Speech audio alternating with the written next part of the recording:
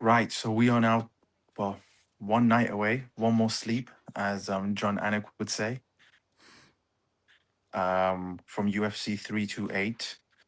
And I have to say, man, like the lads have not disappointed with the press conference. Like No, it not at has all. been, it's almost given me like Conor McGregor type vibes, like that.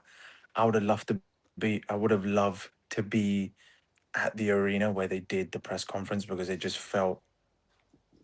I mean, it was Like and it subscribe felt so we electric. can get media passes, guys. Like and subscribe. Yeah, man, that's it. Yeah, yeah. Honestly, if you, yeah, but honestly, it's like, I think everyone in the MMA community, everyone that knows combat sports, watches MMA, watches UFC, follows it quite closely, knows anytime Chimaev or Strickland have a press conference is fun. So both of them on the same one, like chaos, manic. I mean, the stuff that Chimaev was saying, I mean, it's rage bait at its finest. Rage bait at its finest. Telling him to cry, talking about being his daddy, talking about getting the best of him in sparring sessions. It was just amazing. And like Strickland is such a like obviously an emotional guy. I mean, I guess when you got trauma like that, you're gonna be emotional. But he just fed into everything he was saying, which made it so fun. And yeah, and Chimaev just ended it off with a nice little oblique kick to his leg in the yeah, face bro. off.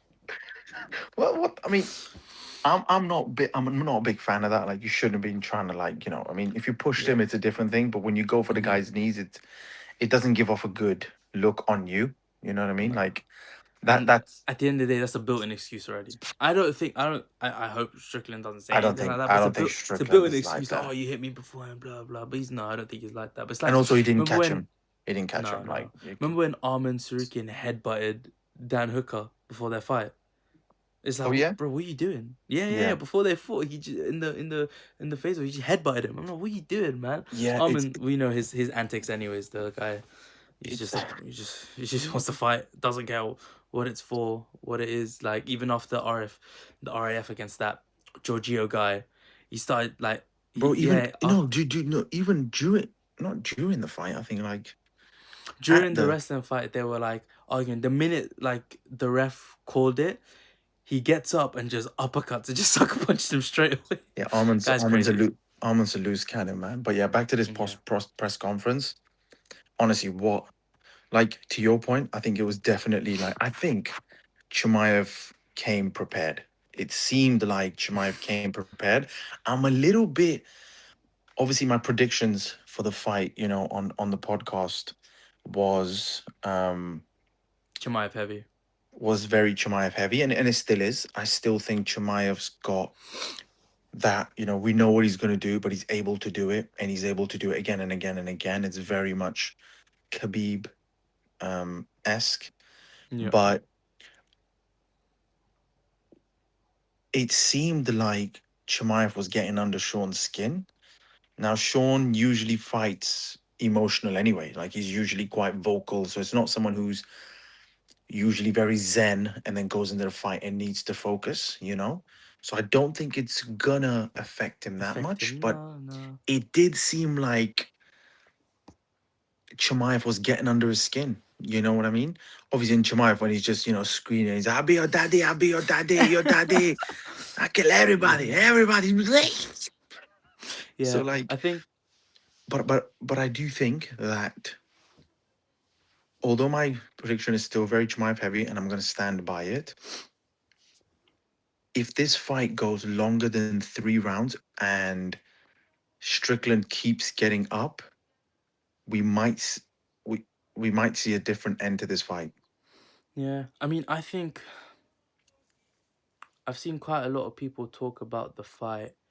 Chael Sonnen, Dominic Cruz, DC, and a lot of people. DJ as well, Mighty Yeah, Mouse, DJ as well. a Yeah, future I guest on feel a this lot. podcast. Yes, shout us. But I think the thing is with, and I think something that we probably did as well. I think a lot of people are doing is like Strickland does have really good takedown defense. Like he He's being does. overlooked. He's being a bit overlooked. I don't know whether that's the recent, like it was what I was talking about in our podcast where check it out. Is Are we a bit recency bias with him?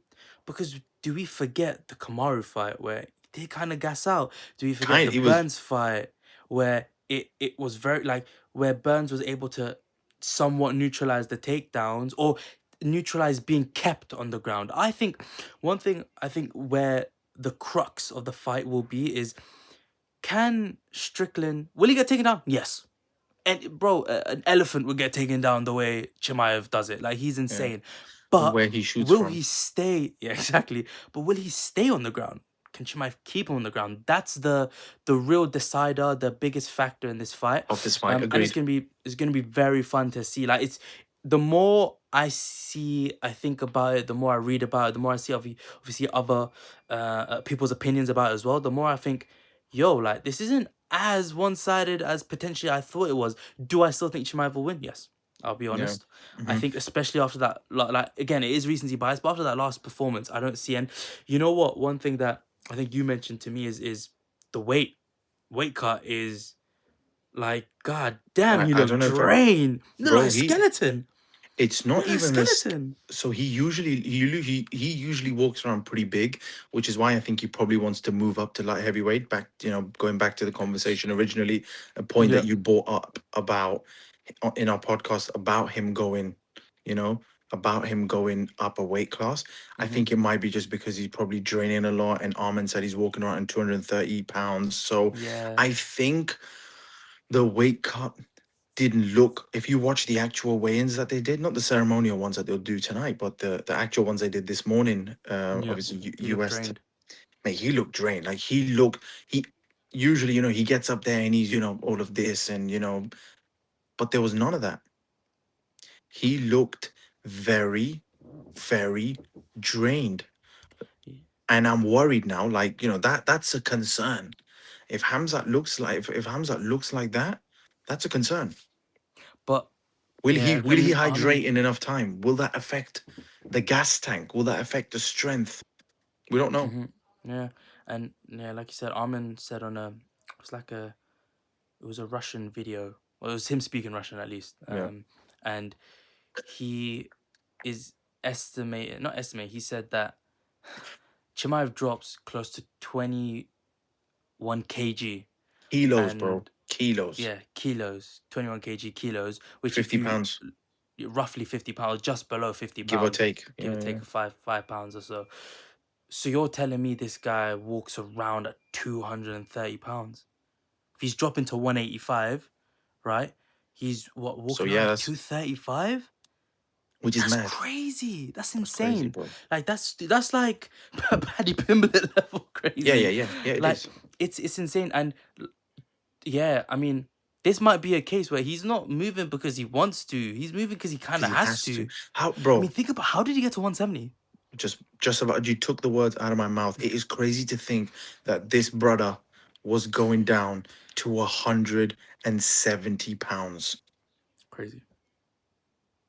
Crazy. Doesn't even He make was dro- sense. he was dropping 60, 70 pounds every time. That's crazy, bro. Like, I'm I'm at I'm at that stage where it's like, I'm thinking to myself now, is this a tactical thing? Is this one of those things where he's like, you know what? The goal is to drop all of that weight, but then try and get back to that weight and hydrate overnight and over the 24 hours that he Mm. has to get big back, to Mhm. get big again and Yeah, come in yeah, with yeah. some size I mean, to be if we able to look at, bully Sean Strickland, because Sean looked very, very trimmed in that in yeah, that in the weigh-ins, bro. Like the actual weigh-ins, he looked good. He looked trim. He looked healthy, like he always does. yeah. Um, I but it'll think be what interesting to see. I think what it comes down to is and this is a lot of people in MMA, obviously, right? Especially the wrestlers, is being a weight bully. It Yeah, works, and it's their kind of their specialty. And in wrestling, especially, like, there's such. I mean, people forget that like, all this weight cutting comes from the wrestling. It's a very wrestling heavy thing to do to try and get the one up on your opponent, right? You look at these Olympic wrestlers and the they don't weights do that that much they're in boxing. No, They don't boxing, do that in no, no. boxing. Wait, but because it doesn't make sense. You're slower, you're bigger. You don't want to be, you'll be at a disadvantage, if anything, being bigger in a, maybe if you have the height potentially, but even then, it's like you're coming against people who are going to be quicker than you, right? Who Hmm. aren't going to gas out. You know, what I mean, you look at these lower weight classes, in boxing, and these lot are punching heavy for 12 rounds straight. Yeah, So it's not, because they have that yeah, it's not a benefit to them. But when it comes to wrestling and obviously mixed martial arts, it's such a benefit because you do have such a massive advantage. If we look at Khabib, he was dropping to 155. He was walking around at almost 200. 190, Yeah, 190. 190, bro. So you're telling me he was dropping 45 pounds every single time? Which is why there was a case for him to move up. Same thing with Islam. Look how healthy, look how big, look how comfortable Islam Makhachev now Yeah. looks at 170. And there was questions: are the guys at 170 going to be big for him? Jack No. Madalena's a big boy. JDM was no, no, thank you. So I think again, my prediction. I stand on my prediction, even though it was a very entertaining press conference. I stand at my prediction of Hamzat Chimaev winning probably within the first 3 rounds. But it's going to be very interesting to see what happens when Sean Strickland does, not if, but when he does get taken down, how he handles it, how quick he gets back up, and will Hamza s- play the ground and pound game and try and stay control, or will he go? You know what? I'm gonna try and choke him out. I'm gonna try Yeah. and get I mean, I think this that's, this yeah. I this mean, fight done early. one thing that Joe Rogan likes to say, DC likes to say, is every fight starts on the feet. Every fight. So you might end the round with total control. You might end the round being on top of someone, but you got to get back up and do it all over again, right? You gotta And yeah, man, it'll be, it's a fun fight, very very fun fight. I mean, obviously we've got Joshua Van on that card as well against Tatsu Tyro, which will be again another really good fight. These are, you know,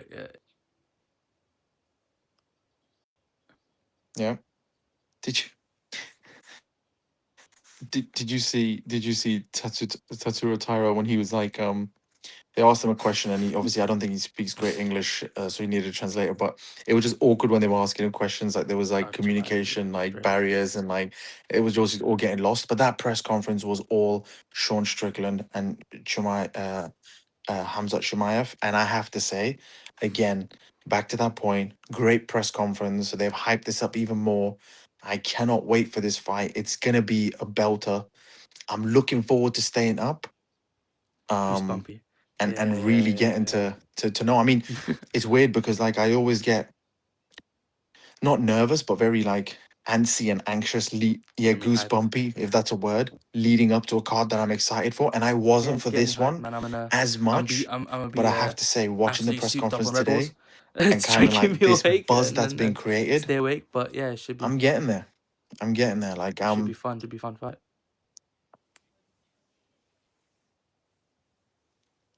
yeah, yeah, bro, tell me about it. Honestly, yeah, it'll be a good fight. Again, I think you know, just to sort of summarize, it's all going to depend on that ground game and how quick can Sean Strickland get back up if he can. And if Hamza gets him down, can he finish him? Can he control him? Will that gas tank go or will it remain like it did with DDP? I think these are all questions that are going to get answered tomorrow night at UFC 328. Yeah, it'll be a fun one. Obviously, we will have Pre. Yeah. our next podcast up hopefully by Monday again with our with our post fight breakdown. Yeah, it'd be good to kind of see that. I'm excited, man. I'm excited. I'm looking forward to it. Um, make sure you guys tune into the fights if you're not watching them live. If you're watching them, sorry, yeah. If you're not watching them live, catch the Drop us a highlights. comment as well. Tune into our We'll try and, episode that we'll upload try. early next Any week. The next questions? yeah early next week on Monday, hopefully. Like and subscribe, follow. We're obviously new to this. It feels weird saying that, but yeah, uh, you know, Peace. Yeah. Yeah, honestly, yeah, man, we'll engage. We'll engage. You know what I mean? Like this is our passion. This is why we started it. So yeah. Yeah. Looking forward to the next one. We'll hopefully catch you guys in the next podcast. Peace.